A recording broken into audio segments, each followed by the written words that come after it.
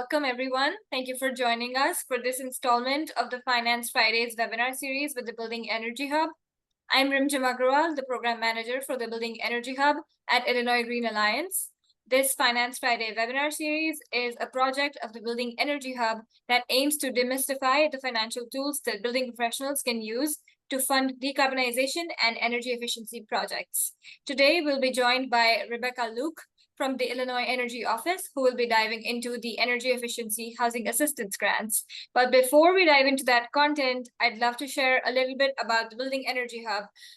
If you're familiar with us, thank you for coming back. But if you're new, we'd love to share about how the Building Energy Hub is a project hosted by Illinois Green Alliance and supported by a great network of partners, including Elevate, the Illinois Finance Authority and Climate Bank, the ComEd Energy Efficiency Program, and the City of Chicago. We're also working with generous support from ComEd and Builders Initiative. Next slide, please. The Hub is Illinois' trusted resource center for building professionals seeking practical solutions to improve building performance. We created the Hub and its programs and resources to serve commercial and multifamily building owners, developers, operators, property managers, contractors, and municipal and community partners as they're planning, financing, and implementing building retrofits across Illinois. Crucially, for today's conversation, one of our priorities is to streamline access to financial resources, that is funding and financing tools, which we have a whole web page outlining a lot of different funding and financing tools depending on your different needs and eligibility. Today, we're joined by Rebecca Luke, who's going to be talking about the energy efficiency housing assistance grants. But before I turn it over to Rebecca, just a couple of housekeeping reminders. We'll be taking questions at the end, but during the webinar, please feel free to use the Q&A feature to post your questions. We will also be adding resources and links to the chat alongside while Rebecca is talking. I'll also just put Rebecca's email in the chat so that you can reach out to her for any questions and any clarifications about the webinar. Rebecca, please take it away. Thank you so much, Rimjam. And I'd like to thank everybody for taking the time to attend this webinar today. I'm very excited to see so many people with us, and I'm very thankful to the collaboration from the Building Energy Hub and the Illinois Green Alliance for allowing us to host this webinar. And again, today we're going to talk about the Energy Efficiency Assessment Program and the Energy Efficiency Trust Fund Grant Program, our housing assistance grants discussed today. Next slide, please. All right, a little bit about my office. Talking to you today from the Illinois EPA Office of Energy. Some of you may not be familiar with us. A lot of people think land, air, and water, the three bureaus, but we're over here, the Office of Energy. And some of our main goals are to support and engage in community energy and climate planning, decrease energy burden in disadvantaged communities, advance energy efficiency, and drive down the demand to meet state goals of being carbon neutral by 2045. Partner and invest in Illinois education institutions to deliver dynamic energy programming, advance climate technologies, and to advance clean energy workforce development. And then finally, leverage limited resources to collaborate with stakeholders like yourselves and drive impactful projects forward across Illinois. Next slide. So the Illinois EPA Office of Energy encourages the use of energy efficient technologies, techniques, and services. The benefits of low-cost energy efficiency investments in residential and commercial buildings include decreasing energy consumption and waste, reducing pollution emissions, improving building comfort, supporting the economy and having a trained workforce, and then finally saving money for ratepayers. So the focus of the two programs today is addressing the pain points being experienced by institutions serving vulnerable populations. Affordable housing continues to be a key issue in this state and across the country, really. Many organizations who provide housing programs are suffering the effects of decreased investment in infrastructure combined with often volatile utility bills. The Office of Energy is leveraging Department of Energy state energy program funds and state funds dedicated for the benefit of electric ratepayers as the Energy Efficiency Assessment Program and the Energy Efficiency Trust Fund Grant Program. Now, both of these programs are anticipated to open around or on September 22nd of this year. The Energy Efficiency Assessment Program will provide funds for energy assessments to be conducted at properties managed by public housing authorities, units of local government, nonprofits that will be providing housing to residents receiving housing assistance. The second program, the Energy Efficiency Trust Fund, provides funds for energy efficiency upgrades identified in an energy efficiency assessment at properties managed by public housing authorities, units of local government, and nonprofits providing housing to residents receiving housing assistance. Anyone attending this session is welcome to send an email with the subject Energy Efficiency Programs to my email, and they'll throw that in the chat, RebeccaJLuke@illinois.gov, and I'll add you to the distribution list that will receive an emailed notice when the program application portal opens. Next slide.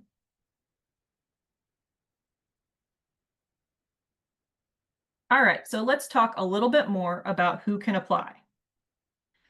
We're looking at public housing authorities, units of local government, or nonprofit organizations.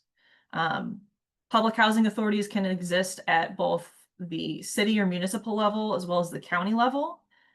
Same way, there are government units that may manage properties for use of transitional housing or housing vouchers. And then, of course, if you're a nonprofit organization that is working with folks who receive housing assistance of some sort. So that could be from a local community-based program. Perhaps you have an emergency shelter. You operate a domestic violence program that offers short-term housing as part of your programming. Or maybe you're a county nonprofit and you provide housing for the elderly or housing vouchers. If the applicant entity for this program doesn't own the property owner has to be identified as part of the application.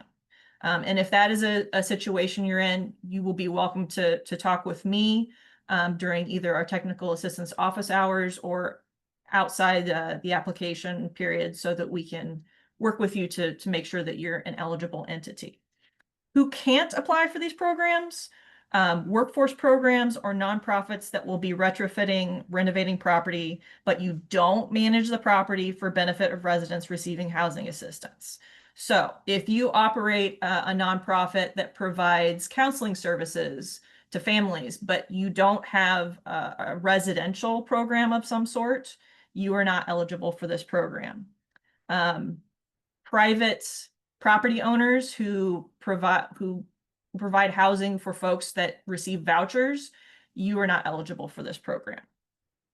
Any programs that intend to sell the property to a private buyer after renovations are complete, you are not eligible for this program. All right, next slide, please. So let's talk a bit about our first program. These two programs are meant to work in tandem with each other. This is the Energy Efficiency Assessment Program. There will be a 6-month performance period for grantees who receive an award. Assessments create a roadmap for where we're at and where we want to go in terms of energy efficiency. An assessment or audit looks at the whole property and how its structures and systems work together to use energy. Once we know how much energy is being used and how much energy is being lost, we can make better decisions about how to move towards better building comfort, long-term resiliency of the property, and maximizing savings. Having an assessment conducted on your property that you manage is going to help you to have better building behaviors and save money long-term. It's a tool to plan. Assessments usually include at minimum an analysis of the utility bills, a walkthrough evaluation of the property performed by a certified assessor or energy auditor, a written report that includes recommendations for property upgrades that reduce energy usage or loss, And then some assessments may also include usage of tools such as an infrared gun to evaluate cold spots in the property where insulation is degraded, diagnostic tests on furnaces or other mechanical systems, or a blower door test to pinpoint air leakage in the building envelope. So to obtain an energy efficiency assessment, you will be reaching out to a contractor who provides these services. A lot of folks kind of start to panic. They're like, oh, I don't know who in my area is available or certified to provide these services. That's okay. We have some helpful guidance available as part of this program that will allow you to identify certified contractors in your area. And you also have the availability of our technical service office hours, where we can work with you to find contractors who might be able to provide this service. This program is available across Illinois. Doesn't matter who your utility provider is. It may be helpful to talk to your utility provider to see if they have energy auditors on staff to provide this service. And then the awards will range anywhere from $5,000 to $60,000. You can submit an application for multiple properties if you can fit it in underneath that $60,000 cap. So again, this first program is meant to provide you with the assessment piece, the roadmap for what can we do in the long term to reduce energy usage and provide residents with lower utility bills. There is no match or cost share required for this particular grant program. All right, next slide.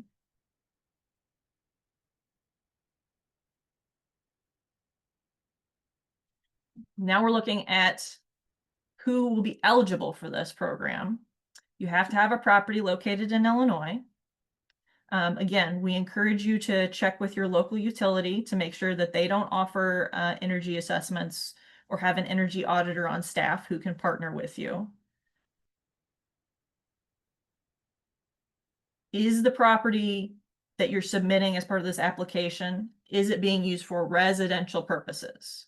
If you operate a program where, again, you provide services outside of residential, but there are residential units on site, that could be a building that is potentially eligible for this program. Again, this is just a handy checklist to kind of look and see, can you check off and say yes to all these lovely eligibility requirements. All entities will have to be qualified to do business with the state of Illinois. You'll have to be registered with the state of Illinois and do grantee registration through the GATA portal. We'll talk more about that later. Nonprofits have to be good in standing, or an award will not be allowed to proceed, even if you meet all the other eligibility requirements. Next slide, please. Okay. Our second program is the Energy Efficiency Trust Fund Grant Program. So this will be a 12-month performance period for this award. You have to have already had an energy efficiency assessment or audit performed at the property to apply for this program. So you already have to have that document in hand that identifies potential upgrades. The energy efficiency assessment can be up to 5 years old, but no more. And this will fund upgrades at single family and multifamily properties. You can have up to 40 dwelling units included in your application. A dwelling unit means a structure or part of a structure that is used as a residence by a person or persons maintaining a common household. That means a freestanding residential building, a single family unit in a multifamily building with 2 or more units, an apartment. And if you want to get real broad, it's just a room which people sleep, even if they share kitchens or bathrooms, such as you would find like in transitional housing.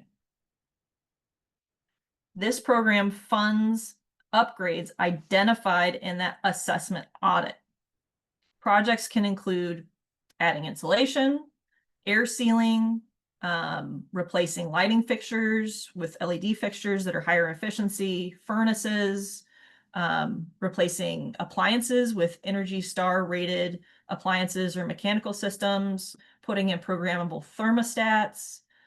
Basically, if it has been identified in an energy efficiency assessment or audit, it is potentially eligible as an upgrade that can be funded by this program. Now, you can do up to 40 dwelling units. We know that in a lot of the larger buildings, there are common areas, or there might need to be health safety upgrades that happen at the same time. That's fine. Just the cost for those upgrades can't exceed 20% of the total award requested. This program does have a cost share match associated with it, and we'll talk about that here in a minute. Next slide, please. Okay, so very similar. I do want to make note that you still have to, all the pre-requirement stuff, being registered with the state of Illinois, being in good standing with the Secretary of State, etc., still applies to the Energy Efficiency Trust Fund program as well as the Energy Efficiency Assessment program. It just wouldn't all fit on this slide. We wanted to focus just on this piece right here. So still have to do the GATA required pre-qualification criteria. You must have written recommendations from an energy efficiency assessment conducted in the last 5 years. This does not mean that you have to have, go out to your architect and have a brand new assessment done this year prior to applying to this program. I've had several county housing authorities who have to do assessments as part of their management for their entire facility package. Those assessments, I think, were funded by HUD at one point. As long as they're within that 5-year period, it's fine. We can use those. Applicants need to be able to identify a quantity of energy cost savings in both dollars and kilowatts for the project. Again, if you have that energy efficiency assessment in front of you, you can usually find that for each recommended energy upgrade in that report. So that information should be in that assessment when you go to look for it. Energy Star rated products have to be used if they are available. We do understand that for some products there isn't an Energy Star product available. That's okay. Just we ask that you identify that as part of the application process. You do not need to have a model selected or a brand, any model details at the time of application. Just broadly, for instance, we need 3 condensing boilers, 20 Energy Star rated refrigerators. That's fine. That's the level of detail. There is a cost share as part of this program. The cost share is determined based on the total award requested. So for example, your total project cost is going to be $263,500. You request an award of $252,000. Your cost share match will be $12,600. People get hung up on this. If you get confused, that's okay. This is one of those situations where I really encourage you to make use of the technical support office hours, because we can work through your budget during that time if you're not comfortable with calculating your cost share. Next slide, please. Okay, so as I said before, these programs are anticipated to open September 22nd. This will be a rolling application period. Awards will be made until all funds are expended, or if we don't have all the funds expended, the Energy Efficiency Assessment Program will close March 31st, and the Trust Fund Program will close June 30th. Again, those close dates are if we don't run out of funds before that, and based on the responses that I am receiving, I think we might run out of funds before we hit those dates. So please do not wait. Do not wait to apply. Do not wait to ask questions. We will have at least one technical service office hours session prior to the anticipated opening of these programs. Make use of it so we can get you through pre-qualification and get you on the road to finding the information you need to complete an application. I'm here. That's what those office hours are for, and we'll get those questions answered. This is a non-competitive program. It's first come, first serve. If you match all the eligibility requirements and I still have money in that lovely little pot, then you're moving forward towards an award. And one of the nice things about this program is that payment is remitted to the grantee based on invoices and estimates that you submit to us.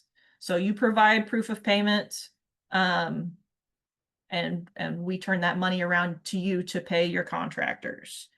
These two programs are really designed to be used together. You obtain an assessment and then you implement the energy saving upgrades via the trust fund. So for organizations with multifamily buildings with more than 40 dwelling units, each application can be for a project of no more than 40 dwelling units.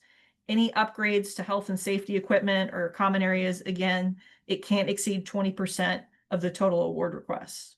If you have previously received an award under either program, you can apply for another award, but you can't begin work until the first award agreement has been completed.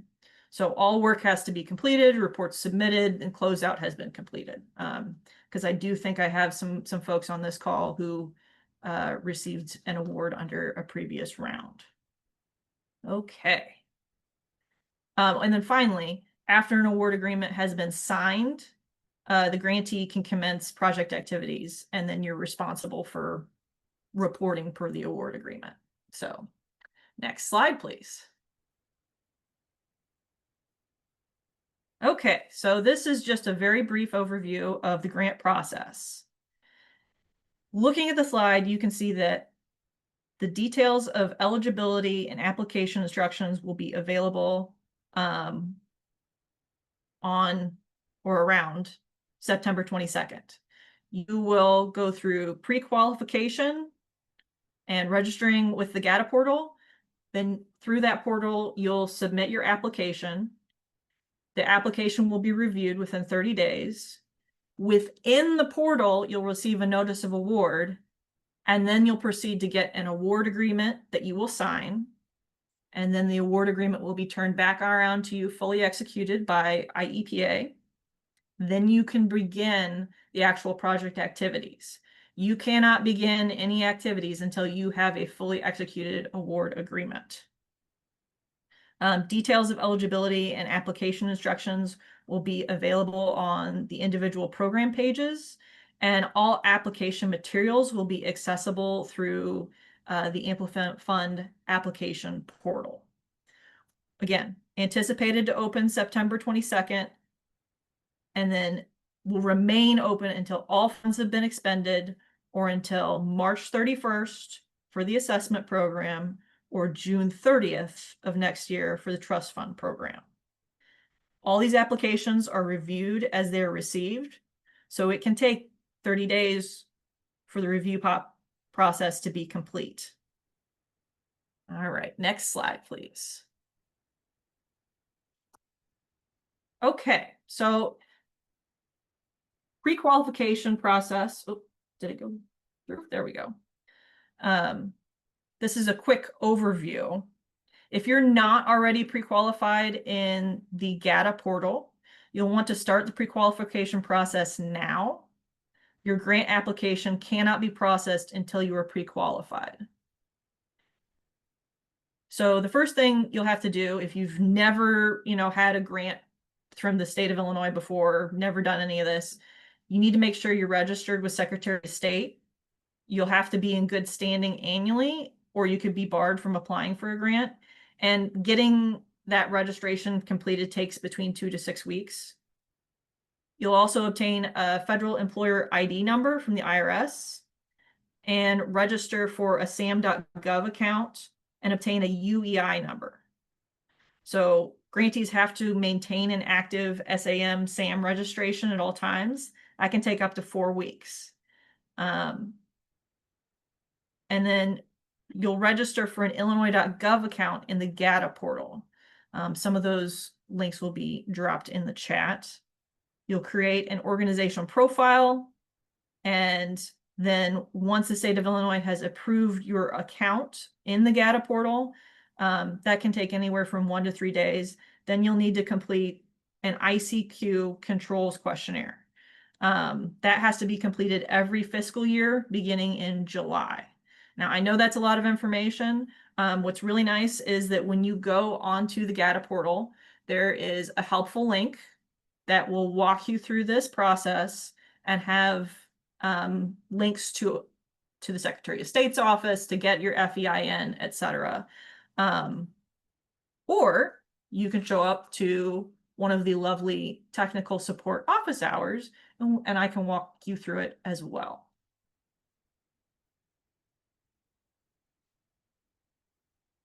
All right, next slide.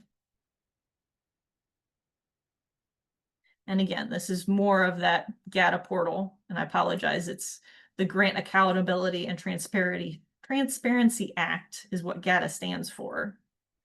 You can also subscribe to that lovely little link right there, and that will provide you notifications of future funding opportunities that the state of Illinois puts out. I believe if you click twice, Kendi, there should be a lovely little arrow that'll come up and show where, oops, maybe not. Apologize. There we go. So the highlighted box, these are the links that will help you through the pre-qualification process. That resource library and training will show you exactly where you need to go to make sure that you are registered appropriately with the Secretary of State, how to get any register in sam.gov. If at any point, again, I encourage you to go look at these, but if at any point you get stuck, please register for the technical service office hours. We'll work through all of that during that time. But I really encourage folks to go ahead and get registered out there now so that they have time to gather that information and be ready to go once the application portal is open and ready to accept applications. All right, next slide. Okay, so these are the things that you need to be thinking about gathering together that you will apply for, will be part of your application in what we call the Amplifund portal. That link will be available on the program web pages once these programs open on or around September 22nd. So you will need to have, for the assessment program, a cover letter describing, how the assessment will help you better manage your property for, better energy efficiency, a brief project plan. So you intend to engage X contractor, or you intend to receive bids from, 3 contractors, or advertise a bid if you're a municipal or unit of local government. A project timeline, for those not familiar with assessments, depending on how busy your contractor is, you could have a project timeline of a couple of weeks or maybe a couple of months. They generally don't take a long time for folks to turn around.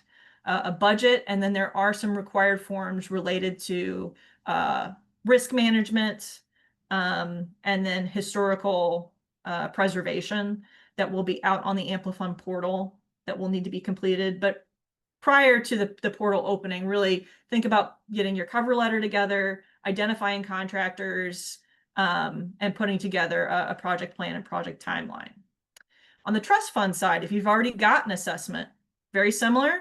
You're going to put together a cover letter, describe the services your organization provides. We're a housing authority. We provide temporary emergency shelter. We're a transitional housing program for families who have lost their homes, and describe how the upgrades will impact residents. Resident bills will be lowered. as shown by the cost savings in the assessment that we're submitting.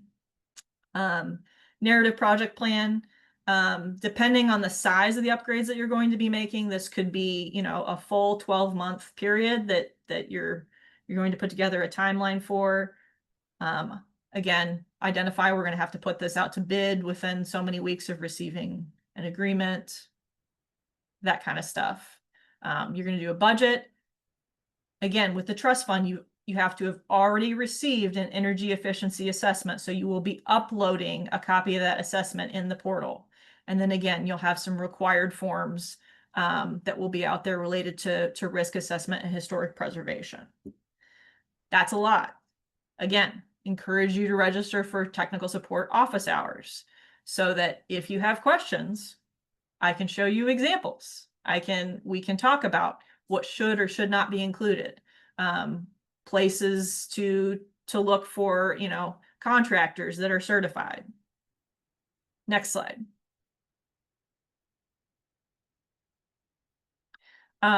This is just an example of how you will log into Amplifund for the first time. I have recently learned that when you do your pre-registration with the GATA portal, there's actually a handy little button at the top that will say go to Amplifund. So this is just one more way you'll be able to access the application portal once it opens. So this might be a little bit of overkill because you can actually do it one-stop shop from the GATA portal. Next slide. And then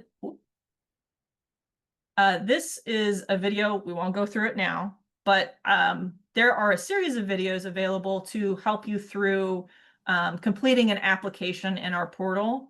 I will have those links available on the program web pages, and so that if folks want to explore that as they're waiting for the programs to open, just familiarize themselves with how to navigate in the portal. It does take a little bit of time to get the hang of it, but I promise it's fairly simple. So that resource is available for you as well. And as always, technical service office hours. Next slide.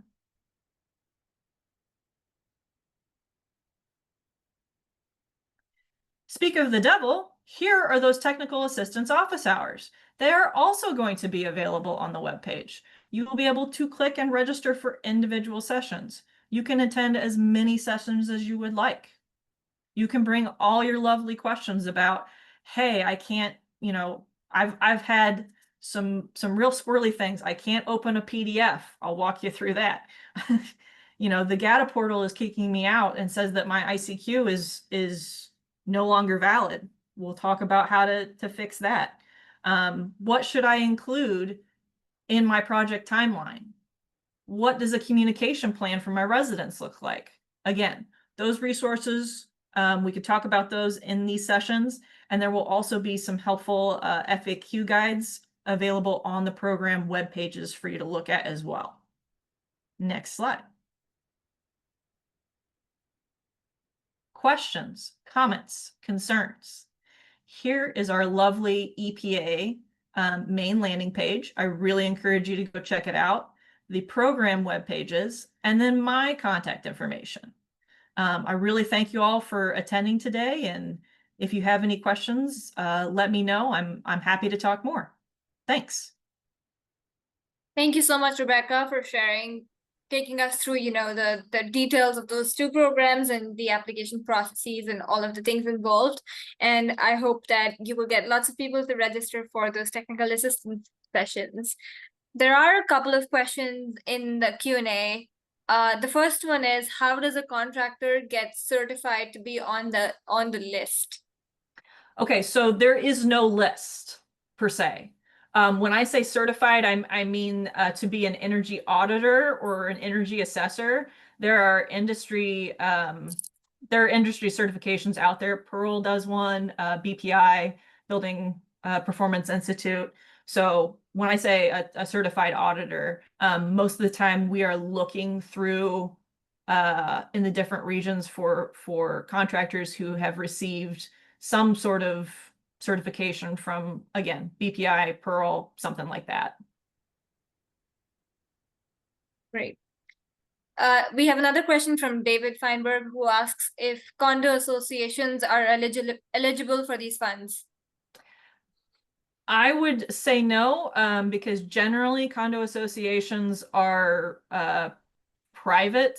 They're not incorporated as nonprofit organizations. Again, the only entities that are available to apply are public housing organizations, units of local government, and nonprofit organizations. Correct. Thank you. Any follow-up questions to those answers or any other questions that people might have?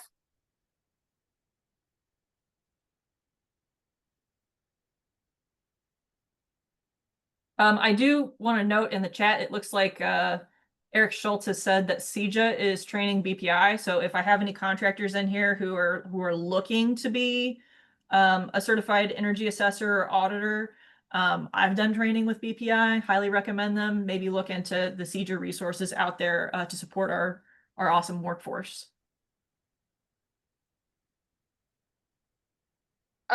Rebecca, it sounds like Aaron, if you would like to revisit that answer in the recording, that's a possibility. Or maybe Rebecca, do you want to just restate what you said about the contractor list? Sure, there is no actual contractor list per se.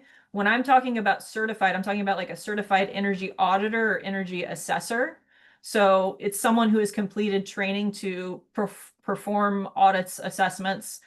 Usually you get certified through either like Pearl, BPI, Building Performance Institute. So we're looking for folks who have industry certifications to perform that task. If there are additional questions from contractors or want to discuss more, certainly please reach out to me via email and we can continue the conversation there. Thank you. Okay, great. I think it answers the question. Thank you so much, Rebecca, for sharing all of that information. I don't see any more questions coming in. Can we go to the next slide?